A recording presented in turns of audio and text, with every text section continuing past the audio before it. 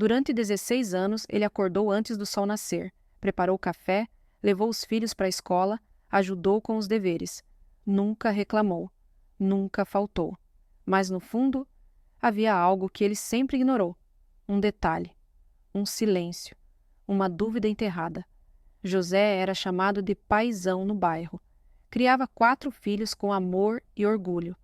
Trabalhava duro na construção civil e à noite ainda arrumava tempo para brincar ou contar histórias. Sua esposa, Márcia, sempre dizia que ele era o alicerce da casa. Mas, com o tempo, algo mudou. A filha mais nova, Lorena, nasceu em outra cidade e ele estranhou não estar presente no parto. Quando viu o nome de outro homem no registro do hospital, sentiu um frio na espinha. Márcia disse que foi um erro administrativo. José acreditou, ou quis acreditar. Mas bastou uma conversa entre vizinhos e uma frase solta, sussurrada ao pé do ouvido, para a dúvida voltar com força total. Ela não puxou nada de você. Foi essa frase dita em tom de fofoca por uma vizinha que ficou martelando na cabeça de José. Ele tentou rir, fingiu não dar importância, mas à noite, olhando para Lorena dormindo, sentiu algo que nunca havia sentido antes: medo. No dia seguinte, José tentou agir normalmente. Levou os filhos para a escola, foi para o trabalho, voltou com pão doce como sempre fazia. Mas estava diferente por dentro. Começou a notar detalhes que antes não importavam. A cor dos olhos de Lorena, o jeito dos meninos, até a forma como Márcia desviava o olhar. Certo dia, mexendo em uma caixa antiga de documentos, encontrou um ultrassom da filha mais nova, com data incompatível e carimbo de um hospital em outra cidade. As peças começaram a se mover dentro dele. Era como se algo estivesse tentando lhe contar a verdade, uma verdade que ele sempre se recusou a ouvir. Foi então que ele tomou coragem. Procurou um laboratório de DNA e marcou o exame que mudaria o rumo da sua vida para sempre. Naquela manhã, o envelope estava lá, sobre a mesa da cozinha. Era pequeno, discreto, mas carregava o peso de 16 anos de amor, confiança e suspeitas. José sentou-se diante dele como quem encara uma sentença. Suava frio, tremia, mas precisava saber. Abriu com cuidado, como quem teme rasgar a própria alma. Leu devagar, linha por linha, até que os olhos pararam em uma frase curta, cruel, objetiva. Compatibilidade genética ausente. Lorena não era sua filha biológica. José ficou em silêncio. O mundo, por um instante, parecia não fazer barulho algum. Pensou nos aniversários, nos abraços, nos sorrisos. Tudo parecia real demais para ser uma mentira. Mas o exame não deixava dúvidas, e foi nesse silêncio, sufocante e amargo, que ele decidiu ir além. Testar também os outros 3 filhos. Márcia implorou para que ele não fizesse isso, mas José não respondeu. Apenas olhou em seus olhos e saiu de casa com os papéis nas mãos. Dizem que a dor de uma traição não vem só da mentira, mas do tempo que ela roubou. José esperou 2 dias inteiros pelos novos resultados. Mal dormiu. Mal comeu. Só queria uma chance, uma confirmação, uma prova de que ao menos um deles era mesmo seu filho. Mas quando os exames chegaram, o mundo desabou de vez. Nenhum dos 3 filhos era seu. Nenhum. As palavras pareciam socos no peito. José caiu de joelhos no chão da sala. Imagens invadiram sua mente como flashes.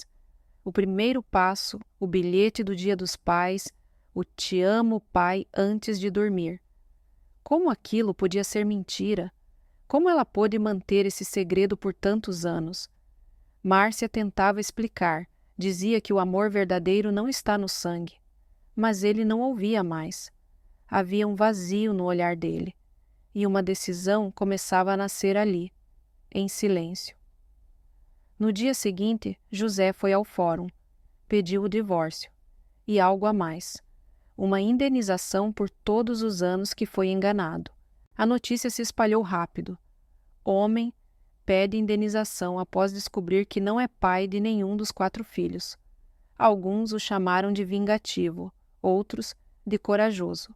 Mas ninguém sabia da dor por trás daquele processo. José entrou com o pedido de divórcio e exigiu uma indenização por danos morais. Disse que não buscava dinheiro, mas justiça. Anos de mentira, de investimento emocional e financeiro, de sonhos construídos sobre uma farsa. Márcia alegou que ele sempre soube e que o amor era maior que o sangue. Disse que as crianças o amavam, mas José estava firme. Amor não se constrói em cima de mentira, respondeu ao juiz. O caso ganhou atenção na imprensa local. Repórteres batiam à sua porta.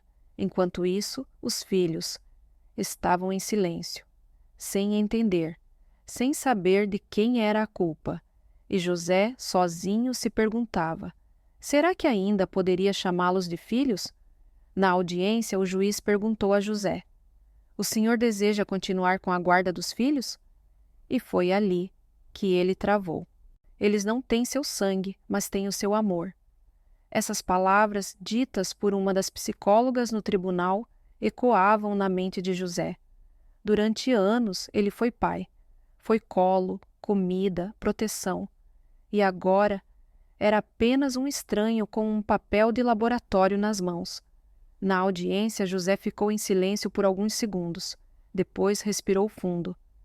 Eu não sei se quero ou consigo continuar como antes, mas também não sei viver longe deles. O juiz suspendeu o caso para uma nova avaliação. Naquela noite, José voltou para a casa vazia. Sentou-se no sofá com uma caixa de fotos. Cada imagem era uma memória. Lorena com os dentinhos de leite, Arthur abraçado a ele com medo de trovão. As lágrimas escorreram sem pedir licença. Talvez a mentira fosse da mãe, mas o amor que ele deu era só dele. E de repente, pela primeira vez desde os exames, ele sentiu saudade. No dia seguinte, alguém bateu à sua porta. Quando ele abriu, encontrou algo que não esperava. Uma carta, assinada por um dos filhos. Não havia remetente, só o nome dele escrito à mão no envelope. Para o papai. José hesitou por um instante com medo do que poderia encontrar.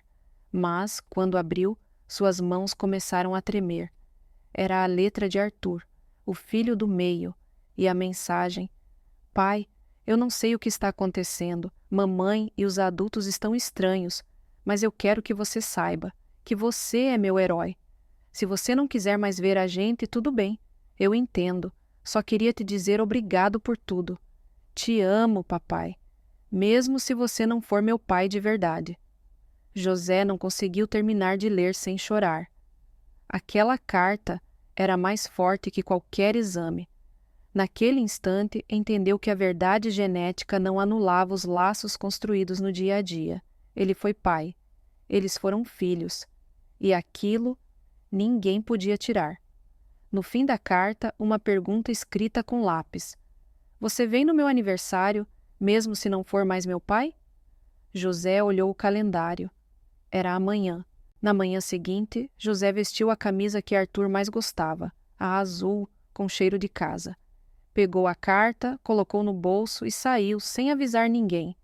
Ainda não sabia o que ia dizer, só sabia que por algum motivo precisava estar lá, no aniversário. A festa era simples, no quintal da casa da ex-mulher. Bexigas, bolo de chocolate e 3 crianças tentando sorrir como se tudo estivesse bem. Quando José chegou, Arthur correu até o portão com os olhos marejados. Pai!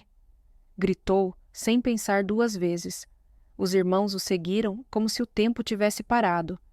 Márcia observava de longe, sem saber o que fazer. José ajoelhou-se e abraçou os 3, forte como quem segura o próprio coração nos braços.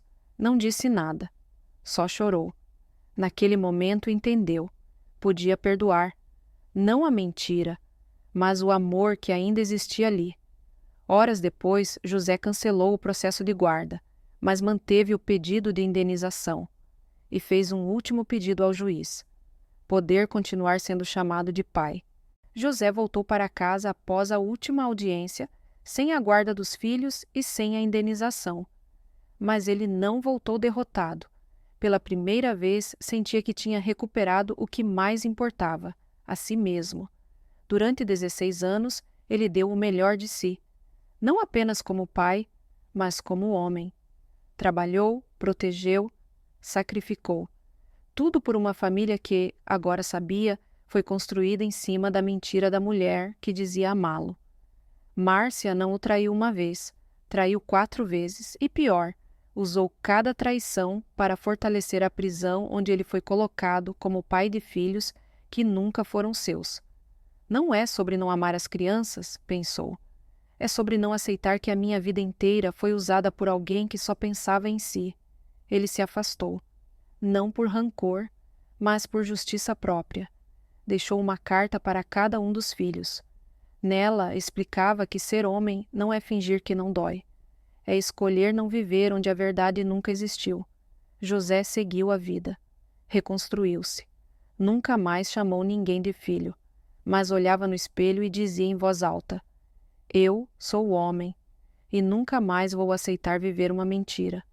Se essa história mexeu com a sua alma, curta, compartilhe e se inscreva. A verdade dói, mas liberta.